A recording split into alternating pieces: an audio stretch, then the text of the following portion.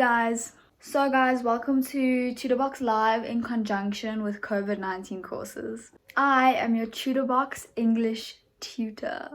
My name's Andrea. If you were here with me for the last grade 10 class, you know all about me, but if not, I'll just reintroduce myself. So, I'm a BCom law student. I'm in second year studying at WITS. I'm super excited to be part of this initiative and I hope I can help you guys with your English. Today we're gonna focus on comprehension skills for grade 10s. So guys, English is very important. If you just want to go straight to work after high school and your aim is just to pass English, or if you want to do really well, get into the course that you want in university, I can help you guys get there with my tips. So we're gonna be first looking at, I'll go through the theory with you guys, some tips that I've accumulated over the years in high school that really helped me achieve a good mark in matric. So these tips are really applicable to comprehension questions. So I'll go through those with you guys. I will then read through a worksheet passage just to test your listening comprehension skills, because I know you guys still get tested like in class, for your listening comprehension. So I just want to read through a passage with you guys as part of the worksheet and then answer some very basic introduction questions just to see if you were listening, just to see if you can pull out the correct information from the passage. And then we're just going to look through the exercises / examples in the slideshow. So these are pulled from past papers. They're really applicable. They'll help you guys in exams and stuff. So I'll go through the questions, I'll read through the questions and the passage, give you guys some time to answer, and then let you guys know what my answers were and how I would go about answering that question. So yeah. Okay guys, so today's topic is grade 10 comprehension skills. Today we're going to look at what is comprehension and why is it tested, tips on how to answer comprehension type questions, and then some exercises. Okay guys, so what is comprehension and why is it tested? Comprehension is the ability to understand something. Teachers want to see that you can read a passage and interpret what it means. The most important word that you should link when you hear comprehension is interpretation. That's the main thing. You need to interpret the passage and put it in your own words when you answer. Then an important tip is to answer how you think the teacher would want you to answer the question. It's usually the most obvious interpretation that they want. Okay, so the next slide is how to answer comprehension questions. The first tip is to give full answers. For example, if the question is, what did Sam like to do on a Saturday afternoon? You should answer the question like this: Sam liked to paint on a Saturday afternoon. Instead of just giving a short answer, like paint or he liked to paint, you should try and incorporate the question when you're answering as much as possible. So the second tip is that you should base your answers on facts only. So unless the question is specifically asking you for your opinion, you should try and avoid giving your opinion unless it's asked. So the third tip is to try and understand the gist of the passage. So like if there are some words or sentences that you don't really understand, whatever happens, just don't let it throw you off. So you should look at the passage as a whole rather, and try and understand the main message of the entire passage that the writer is trying to convey. So then the fourth tip is that you should decide on a method that you want to use for reading the passage. So some students prefer to read the whole passage first and then look at the questions. This is fine, like this method works just fine. But my preferred method is to read through the questions first and then the passage. In this way, in the back of my mind, I'll know what I'm looking for when I read the passage. So guys, the fifth tip is time management. This is so important.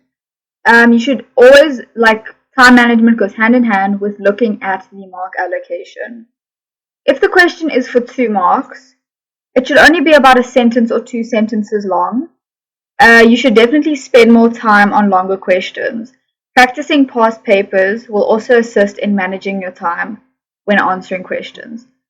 So yeah, and then the sixth and second last tip is that you should answer the easiest questions first. So some questions will obviously be easier than others. You'll definitely be able to pick this up in the exam. I'm sure you guys do already. My opinion is that you should answer the easiest questions first, but make sure that you don't spend too much time on these questions. This is a common mistake. So you should definitely leave the harder questions for last and the most time for the harder questions, guys. Try answer the shorter and easiest questions as quickly as possible, and then leave the harder ones for last and leave the most time for them. So the last and final tip is that you should read the passage properly. Whatever you do, do not read some of it and then assume you know what the rest of the passage is about without fully reading it. So please read the entire passage properly, if not more than once. Okay guys, this literally has to be my favorite tip. You have to pretend that you're a British person from the 1900s, okay? You must use proper English. Do not use any slang words. Remember to use punctuation properly, full stop. Avoid using contractions as much as possible, such as don't, can't, or it's. Rather use do not, cannot, and it is, where applicable.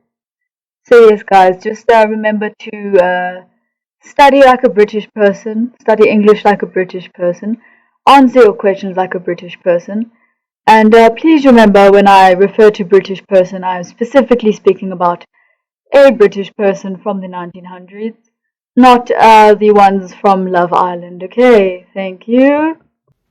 When I say you want to speak like a British person, I mean like a fancy British person from the 1900s, you know, all posh and sophisticated like this.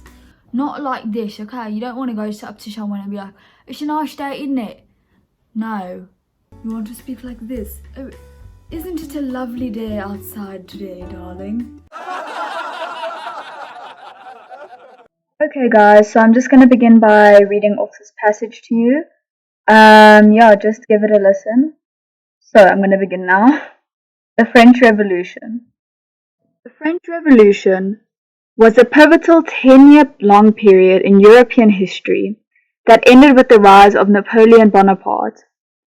During this time, the country of France was completely remade, doing away with absolute monarchy and the feudal system, and paving the way for democracy. A bloody conflict, it was demonstrated to countries around the world how much power is inherent in the will of a citizenry.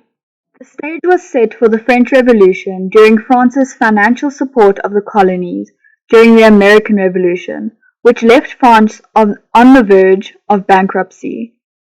Unrest among the citizen was fueled by poor harvests, drought, livestock diseases, and rising prices for food. Heavily taxed without receiving any relief for their troubles, people began to express their frustration by rioting, looting, and going on strike. In an attempt at financial reform, Louis XVI's Controller General Charles Alexandre de Calonne summoned the Estates General, les États Généraux, an assembly representing France's clergy, nobility, and middle class, and asked delegates from each of the three estates to bring a list of grievances with them. But it had been nearly 200 years since the Estates General had convened, and 98% of the French population now fell into the middle class. But they could still be outvoted by the clergy and the nobility. The 30 states worked to establish a vote that was based on head count rather than status, but the nobles were reluctant to give up the privileges they had long enjoyed. Hostility erupted and talks stalled until the 30 states decided to meet alone, taking the title of the National Assembly. 3 days later, they took a tennis court oath, while assembled in an indoor tennis court, agreeing that they would remain there until they achieved a constitutional reform. They were joined by a majority of deputies, from the clergy and 47 liberal nobles, and a week later, Louis XVI had no choice but to agree to the new National Assembly. But as the National Assembly went to work, Paris was gripped by fear and violence, fearing a military coup, and on July the 14th, rioters overtook Bastille, a military fortress, in order to seize gunpowder and weapons. Many consider this seminal event the real, official beginning of the French Revolution. Fear and hysteria spread. Reacting to years of exploitation, peasants looted and burned the homes of tax collectors, landlords, and aristocratic elite, hastening the retreat of the nobles from the country, and resulting in the National Assembly abolishing feudalism on August 4th, 1789. On that day, they adopted the Declaration of Rights of Man and the Citizen, a philosophical manifesto heavily influenced by Enlightenment thinkers like Jean-Jacques Rousseau. The Declaration promised to establish a new political system of equal opportunity, freedom of speech, popular sovereignty, and representative government. Far more challenging, though, was drafting a new constitution, as there wasn't always consensus about what France's new political system should look like. Its first constitution was adopted on September 3rd, 1971, and was reflective of the more moderate voices in the Assembly, most notably by establishing a constitutional monarchy, which the kind retained the powers of veto and appointment. At that point, more radical members of the Assembly, like Maximilien de Robespierre, Camille Desmoulins, and Georges Danton, began to take a more grassroots approach to installing a more republic form of government. Because the Assembly believed that French immigrants there were planning an eventual counter-revolutionary attack, the Assembly declared a war on Austria and Prussia in 1972. Several months later, extremists on the domestic front arrested the king. Hundreds of accused counter-revolutionaries were put to death before the National Convention replaced the Legislative Assembly, abolishing the monarchy and establishing the French Republic. King Louis XVI was put to death on the guillotine, and his wife, Marie Antoinette, followed 9 months later. At this point, what is known as the Reign of Terror began. Over the next 10 months, the Jacobins seized control, established a new calendar, and eradicated Christianity. Anyone suspected of opposing the revolution was guillotined, and thousands died, many under the orders of Robespierre. The death of Robespierre himself in 1794 marked the beginning of a more moderate phase in French history, backlash against the Reign of Terror. Those members of the National Convention who survived the Reign of Terror, primarily Girondins, approved a new constitution on August 22, 1795, ushering in France's first bicameral legislature. Executive power was seated in a 5-member directory appointed by Parliament. Protesters were quickly silenced by an army led by the young general Napoleon Bonaparte. Okay guys, so I'm just going to read the questions through with you, give you some time to answer, and then you can answer them yourself. So, question number 1. What did the French Revolution abolish? Number 2. What caused unrest among the citizens leading up to the French Revolution? Question number 3. What was the problem with the Estates General? Number 4. Why did rioters overtake the Bastille? Question number 5. What influenced the Declaration of the Rights of Man and of the Citizen? Number 6. Why was it difficult to draft a new constitution? Why did the Assembly declare war on Austria and Prussia in 1792? Number 8. What was the Reign of Terror? And number 9, the last question, is what is a bicameral legislature?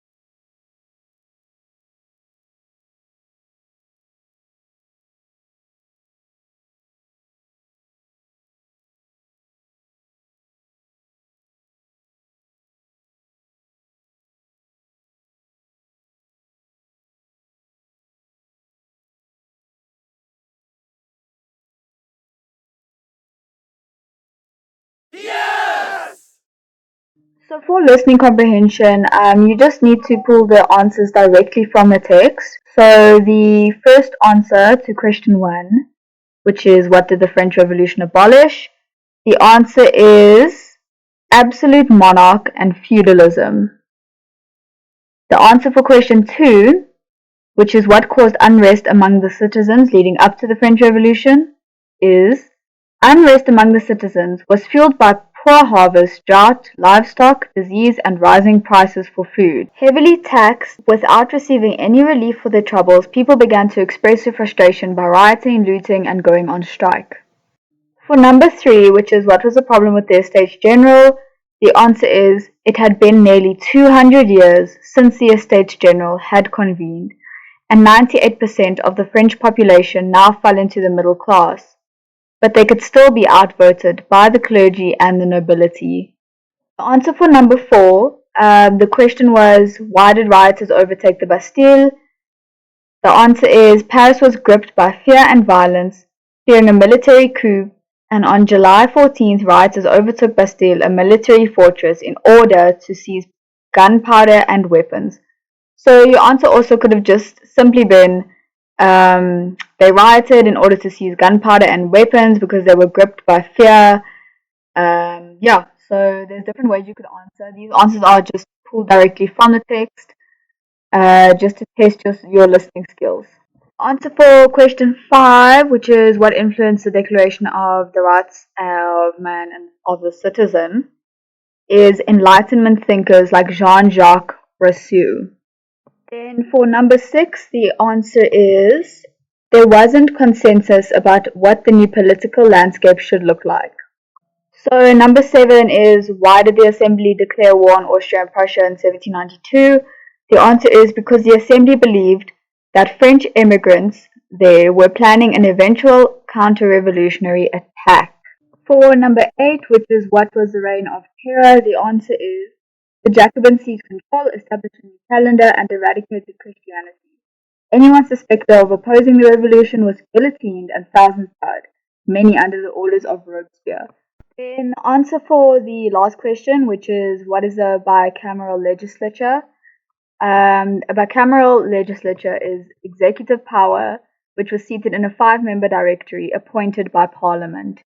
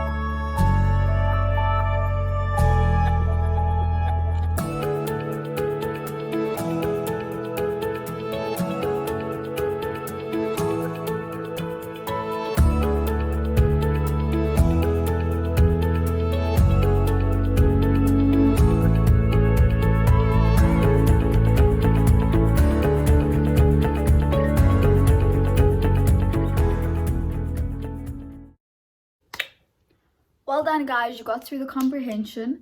So next we're gonna move on to some exercises from the slides. Yeah, you can do it, guys. Just push through. You can do this. You've got this, okay? You can do it!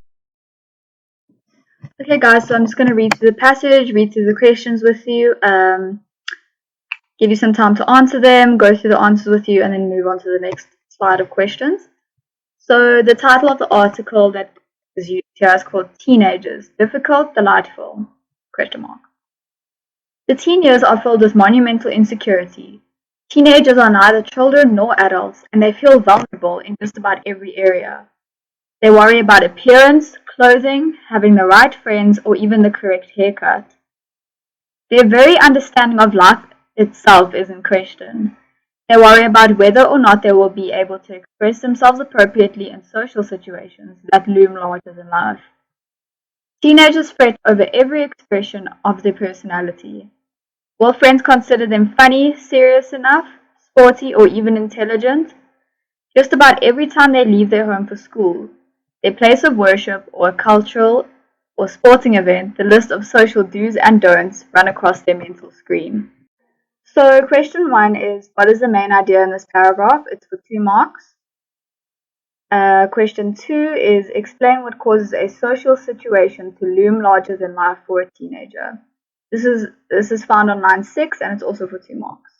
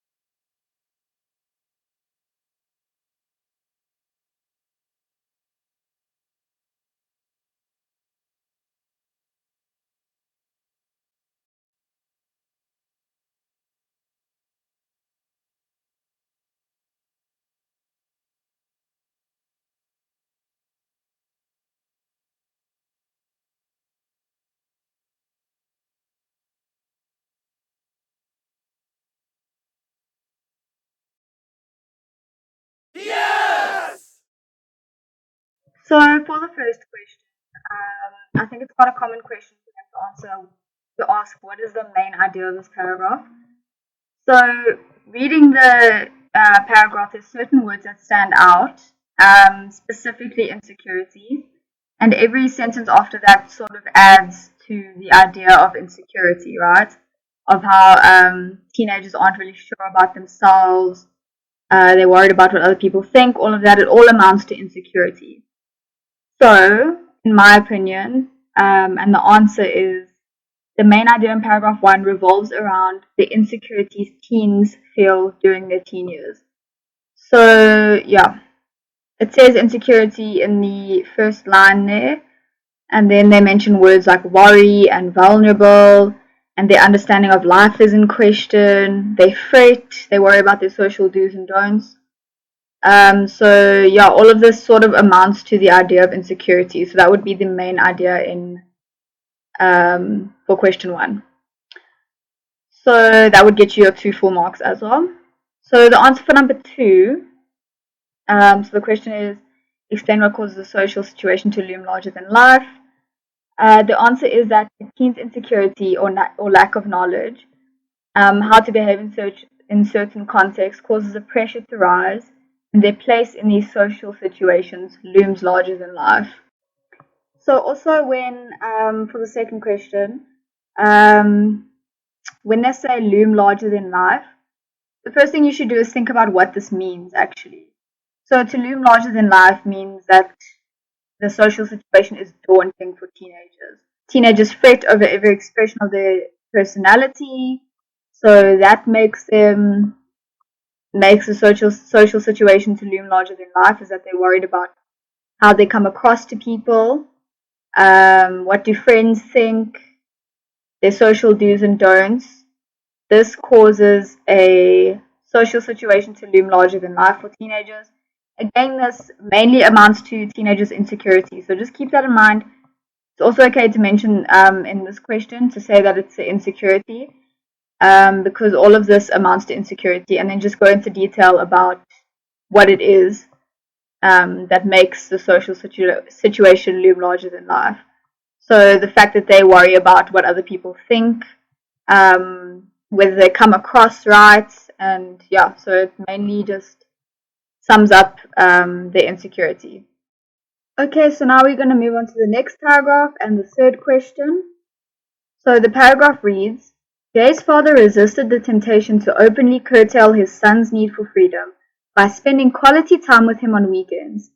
They shared an interest in cars and aeroplanes. Magazines and trips to local and even faraway car and air shows gave Jay a sense of worth. His father asked for Jay's opinion and shared his knowledge with the boy.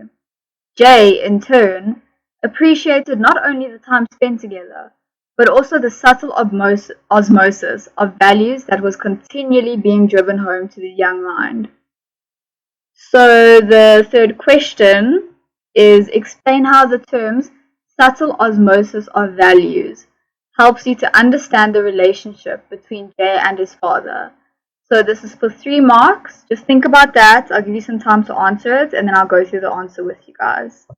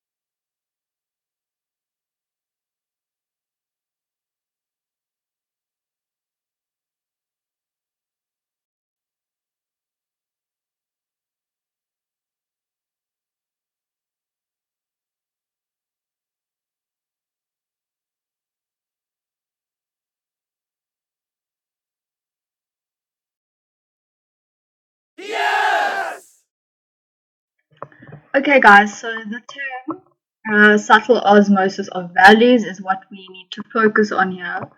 So I think it's important. You obviously need to know what osmosis is. Not in a biological sense. I'll give you guys a definition now. But so it's important we look at this phrase and think about it first. So subtle osmosis of values. Osmosis is the process of gradual or unconscious assimilation of ideas, knowledge, etc. So now that we know the definition of osmosis, it's important for us to relate this definition of osmosis to the relationship between Jay and his father. Yeah, so we need to link the two, which will show that it helped us understand the relationship between Jay and his father. So the answer is that the relationship between Jay and his father is one of mutual respect. It is through this avenue that the father's values are transmitted to Jay. The father's actions speak louder than words, thus his value system is subtly transferred to the son. So yeah, by looking at the fact that Jay and his father spend quality time together, they share some similar interests, and the fact that they act on this interest by spending time together, by doing these activities that they both enjoy, it gives Jay a sense of worth. So it's a subtle osmosis of values because Jay's father isn't exactly going to him and telling him all these things. It's just by the actions that his father is showing to him, that transmits this. He gets that energy from his father, which gives him the values that he is now has because of this relationship. Okay, so the next paragraph is as follows. Sasha, on the other hand, experienced all that money could buy, with little or no direction on how to spend it from her home-based but overly busy father and stepmother. This resulted in Sasha's need for direction remaining unfulfilled. She was left to fill her spare time with mood-altering drugs that would keep her feeling good about herself as she traversed through her teenage years. Sam's parents both worked in towns far from home where their son was boarding, leading lives that were as busy as the lives of Sasha's parents. Sam found direction from 3 sources: the explicit rules laid down by the school hostel, The implicit rules that governed his relationships with his peers, and the strong value system inculcated over the years by his grandmother and parents when the family spent time together at home. Sam was thus in a position to make the right decision most of the time, gaining support and reward from those in authority over him. His sources of direction were sufficiently strong to create a safe path through his teenage years. So the question is as follows. Briefly discuss the attitudes towards the parenting of 4.1 Sasha's parents and 4.2 Sam's parents. These are both for 2 marks each.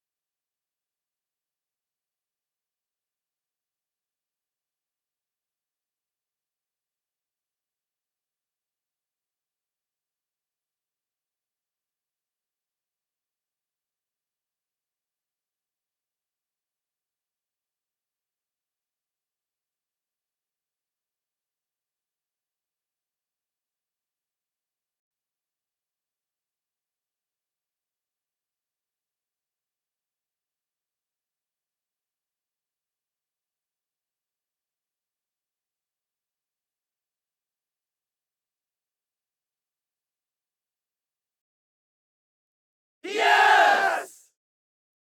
The answer for 4.1 is that Sasha's parents lead busy lives. His stepmother may not have as close a relationship with her as would her biological mother. And Sasha's parents compromise by offering material compensation. So, I mean, this will make Sasha feel empty because, she's not getting the emotional support or any other kind of support. She just gets like money thrown at her. It's like the easy way out for parenting. So that's why she's feeling so empty, and that's why she has to do drugs and everything. So the answer for 4.2 is that Sam's parents retain a balanced value system, and they send the boy to a place where the value system is positively reinforced. They rely on the grandmother / the extended family system. So although Sam's parents work far away, he still makes sure that they still make sure that Sam receives the emotional support, those value systems that they have as a family, through by making sure that he goes to a good school that has the same values as the family, and then when they do get together, they spend quality time together, which I think is also an important part. Sasha and her parents don't seem to have quality time together, whereas when Sam does see his parents, they have quality time together. So yeah, there's a lot of differences between the attitude towards parenting. Sasha's parents took the easy way out. They're not really invested enough as parents, and Sam's parents, although they work far away, they do the best that they can to make sure that Sam has the right system put in place so that he can grow up to, be a productive human. Okay, guys, we are on the last example / exercise. You've basically made it. You just have to push through these couple more minutes, and then you can be proud of yourself for making it through this lesson. So keep going. Okay, guys, so the last paragraph and question. Parents who tread the path of parenthood should be aware that they may land up with a defined 5-year-old accustomed to getting his or her way, and this little person will not suddenly grow into a loving and considerate teenage gem. He or she will continue to insist on things being done his or her way, or else. People who assert that this little tyrant is cute will often end their sentence with, "but wait until he's a teenager," or You think that's bad? Wait until she's a teenager. It will be much worse. And they are often right. Difficult youngsters become difficult teens, and then the stakes are higher. Their teenage daughter could fall pregnant, their teenage son could become hooked on drugs. Parents who have considered themselves capable guides of their offspring thus far may suddenly find themselves wondering what happened to their loving daughter and cheerful son. So the fifth and final question is, explain the idea the writer conveys about parenting for 3 marks.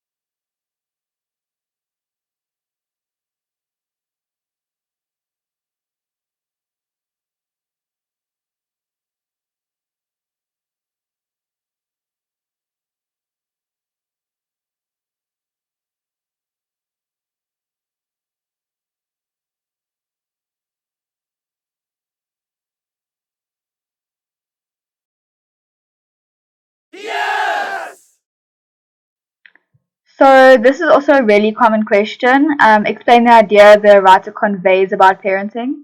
In other words, what is the point that the writer is trying to get across to the reader about parenting? So the paragraph mainly speaks about how difficult children turn to be difficult teenagers. So if not disciplined properly as a child, it's not going to change when they're a teenager, it'll just get worse. So the official answer is parenting should be consistent from birth, it should be taken seriously, and time should be spent preparing the child for his or her teen years, and value systems should be conscientiously adhered to. So yeah, you need to, basically the writer is trying to convey that parents need to instill a good value system in their children from a young age, so that when they grow up, they have this value system with them as teenagers when they most need it. Okay guys, so that's the end of our lesson today. I hope it helped you. I hope you guys enjoyed it. We're going to have a Q&A session now for about 15 minutes. So if you have any questions or you need further clarification on anything, don't stress and don't be afraid to ask questions. Yeah, so thanks so much guys.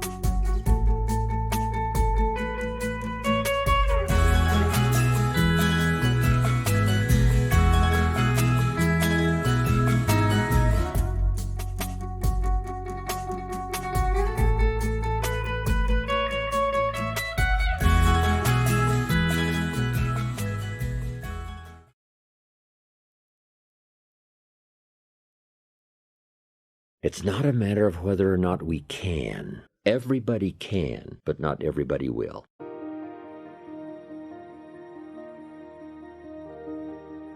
How to turn nothing into something. How tangible are ideas? and imagination. Ideas that become so powerful in your mind and your consciousness, they seem real to you even before they become tangible. Imagination that is so strong that you can actually see it. You can actually see it. If somebody cannot see it when it is not here, then it will never be here. Start looking into the future of what you would like to accomplish, where you would like to go, the person you would like to be. Decide what you want, and then act as if you already had it. And that is to believe that what you imagine is possible for you. So the first step is to imagine what's possible. Second step, to believe. Now here's the third step, and that is to go to work and make it real. You now go to work and make it a movement. You make it tangible. You make it viable. You breathe life into it, and then you construct it. You have a lot to offer. The fact that you're still here means that your business is not through yet. People don't do what they know in life, but what they do is they operate within the context of the vision they have of themselves. So write and draw and build and play and dance and live as only you can. Make up your own rules. The rules on what is possible and impossible were made by people who had not tested the bounds of the possible by going beyond them. You must change what's possible for you. You, and only you, are the subject that impacts the burning desire in your imagination. You are living and feeling as if your future dreams are a present fact. Will it be easy? No. Will it be challenging? Yes. So you got to prepare yourself. You've got to develop yourself. As long as you're breathing, you got some more work to do. There's something else for you to achieve. Guess what? You're going to make some mistakes. You're going to make a lot of mistakes. So now go and make interesting mistakes, make amazing mistakes, make glorious and fantastic mistakes. Break rules, leave the world more interesting for your being here. Make good art. It is possible to start with nothing and become something.